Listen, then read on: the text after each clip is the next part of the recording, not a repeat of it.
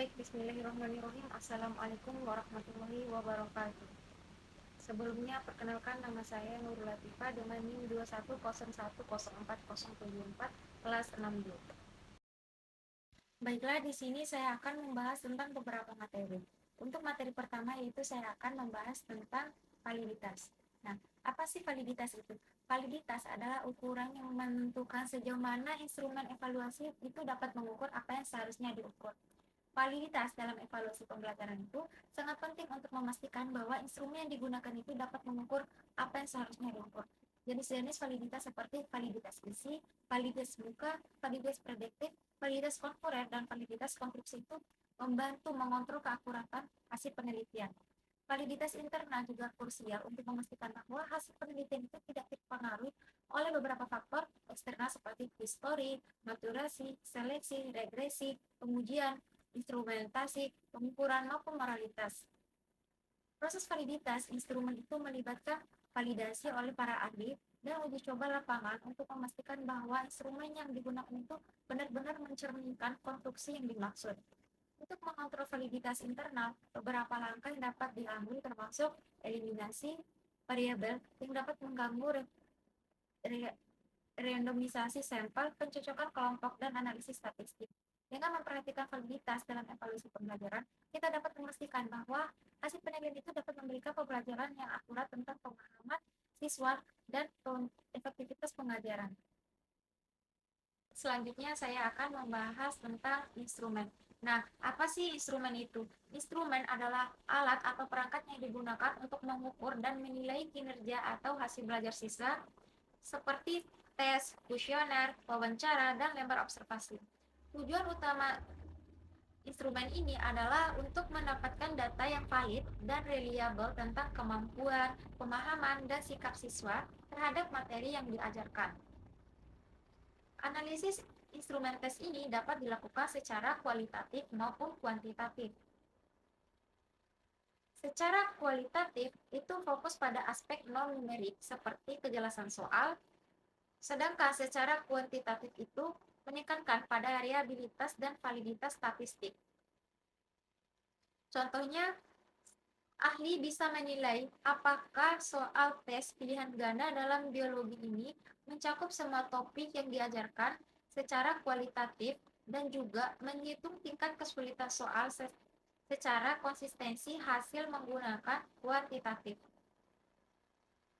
Gabungan antara analisis kuantitatif dan kualitatif ini dapat membantu pendidik itu memastikan bahwa instrumen teks yang digunakan itu efektif, akurat, dan adil dalam mengukur kemampuan siswa. Selanjutnya yaitu analisis pengelolaan hasil.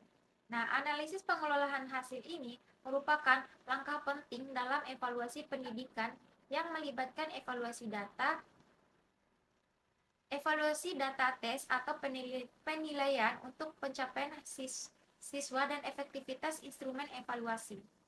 Proses ini mencakup pengumpulan data, pengkodean, pengelolaan, analisis statistik, dan interpretasi hasil, serta pelaporan.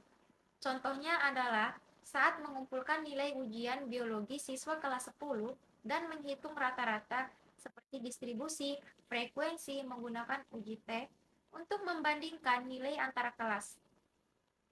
Selanjutnya, analisis ini dapat membantu pendidik itu membuat keputusan berdasarkan data untuk meningkatkan proses pembelajaran.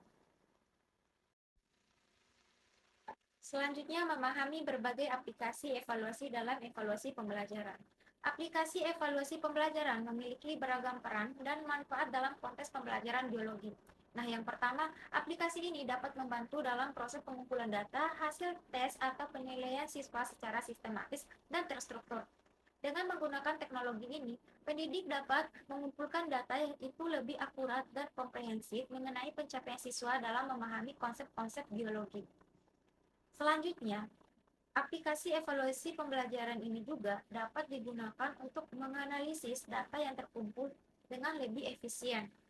Memahami pengelolaan data dan dilakukan oleh aplikasi, pendidik dapat menghasilkan informasi yang lebih mendalam mengenai kekuatan dan kelemahan siswa dalam memahami materi biologi tertentu.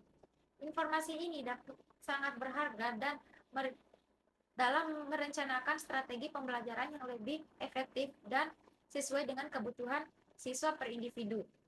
Selain itu, aplikasi evaluasi pembelajaran dapat menjadi alat yang sangat berguna untuk menyajikan informasi evaluasi kepada siswa, orang tua, dan kepentingan lainnya. Dengan menggunakan fitur visualisasi data yang disediakan oleh aplikasi, pendidik dapat menyampaikan informasi secara lebih menarik dan mudah dipahami oleh siswa.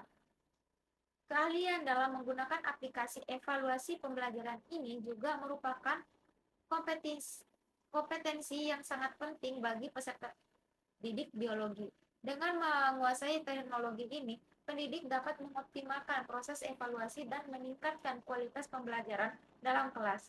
Dengan demikian, penggunaan dan keterampilan dalam menggunakan aplikasi evaluasi pembelajaran ini memiliki dampak yang positif dan meningkatkan efektivitas pembelajaran biologi dan hasil belajar biologi secara keseluruhan. Mungkin itu saja yang dapat saya sampaikan. Wassalamualaikum warahmatullahi wabarakatuh.